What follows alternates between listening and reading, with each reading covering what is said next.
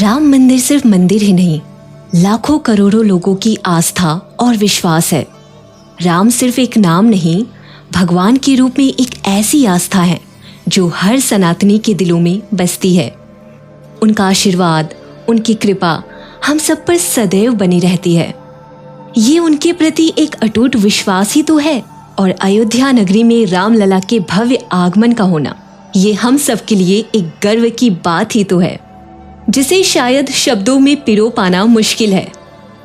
क्योंकि ये प्रतीक्षा की घड़ी ही तो ऐसी थी जिसका इंतजार उस हर इंसान और सनातनी को था जो एक आस लगा के बैठे थे कि आज नहीं तो कल हमारे मर्यादा पुरुषोत्तम राम अयोध्या नगरी को वापस जरूर आएंगे। आखिरकार 500 साल बाद वो समय आया जब प्रभु श्री राम वापस अपनी अयोध्या नगरी लौट आए। इससे बड़ी खुशी और उल्लास की बात हम सबके लिए क्या हो सकती है। हमारे राजा राम के आने का इंतजार हमने सालों तक किया और जैसे जैसे दिन पास आ रहे थे हमसे उनके आने का इंतजार और नहीं हो पा रहा था। और फिर हमारे रामलला अपने वादे को पूरा करने के लिए हमारे बीच अपने 9 महल में विराजे। हमारे राजा राम के आने का इंतजार हमने सालों तक किया और जैसे जैसे दिन पास आ रहे थे हमसे उनके आने का इंतजार और नहीं हो पा रहा था। और फिर हमारे रामलला अपने वादे को पूरा करने के लिए हमारे बीच अपने 9 महल में विराजे। और उनके पधारने से हम सबके दिलों को इतनी खुशी मिली जिसको शब्दों में कह पाना मुश्किल है। हम सब ने यही सुना है कि जहाँ हरि विष्णु होते हैं उनके साथ उनकी धर्मपत्नी लक्ष्मी जी भी होती हैं। और लक्ष्मी जी का वास जहाँ भी होता है वहाँ यश, कीर्ति और वैभव भी साथ में होते हैं। और यही कारण है अयोध्या में रामलला के विराजते ही अयोध्या नगरी का यश, कीर्ति और वैभव भी वापस लौट आया। और आज की अयोध्या नगरी फिर से त्रेता युग की तरह दिखने लगी।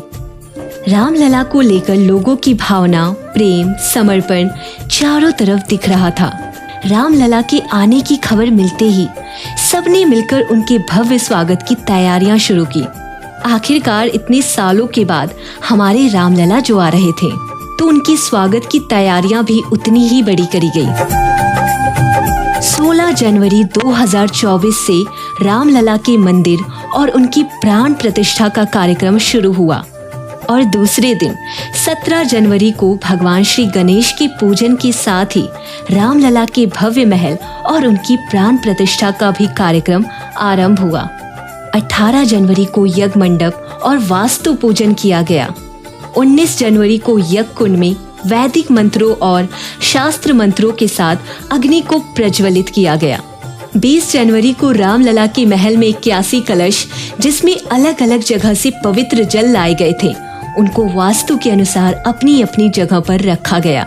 21 जनवरी को रामलला को स्नान कराया गया और उसी दिन हवन कुंड में हवन भी किया गया।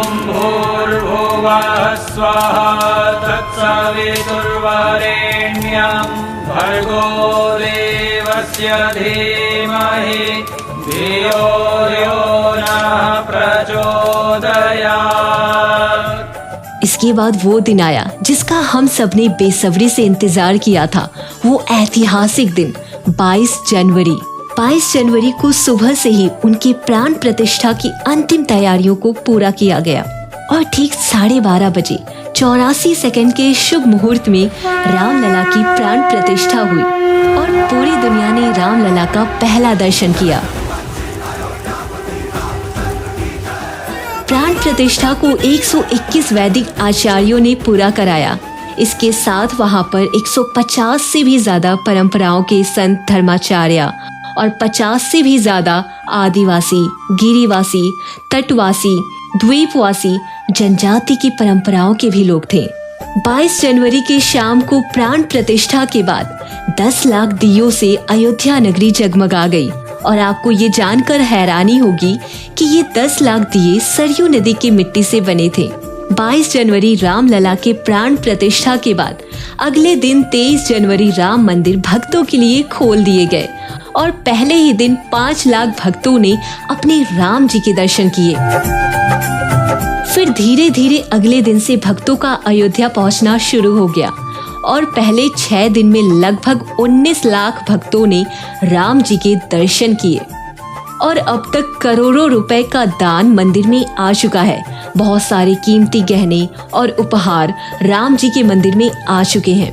राम मंदिर में पहले दिन ही 3 करोड़ 70 लाख रुपए राम मंदिर को अर्पित किए गए।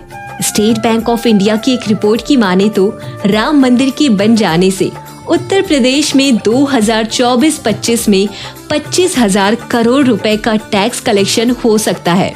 अयोध्या में राम मंदिर के अलावा एयरपोर्ट, रेलवे स्टेशन, टाउनशिप और सड़कों के साथ नए होटल भी बनाए गए हैं और इसी तरह से अयोध्या नगरी का पूरी तरह नवीनीकरण किया गया। और एक रिपोर्ट के अनुसार देखा जाए तो अयोध्या में हर दिन 1 लाख भक्त दर्शन के लिए जा रहे हैं, जो आगे चलकर 3 लाख तक पहुंच सकते हैं। और अगर एक भक्त वहां पर 2500 रुपए भी खर्च करेगा तो 25,000 करोड़ रुपए की इकोनॉमी का फायदा होगा।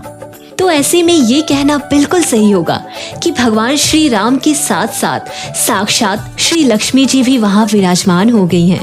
राम मंदिर का जितना धार्मिक महत्व है उतना ही हिंदुस्तान की इकोनॉमी में भी महत्व है। राम मंदिर सिर्फ एक मंदिर ही नहीं है, लाखों करोड़ों लोगों की आस्था का केंद्र है और 500 सालों का इंतजार है। तो ये थी राम मंदिर से जुड़ी कुछ जानकारियाँ जो भारतीय लोगों की आस्था पर प्रभाव तो डाल ही रही है, साथ ही भारत की इकोनॉमी सिस्टम पर भी अच्छा प्रभाव डाल रही है। ऐसे और भी आध्यात्मिक कथा और तथ्यों को सुनने के लिए सुनते रहें रेडियो बूस्ट पर ग्रंथ और गाथा।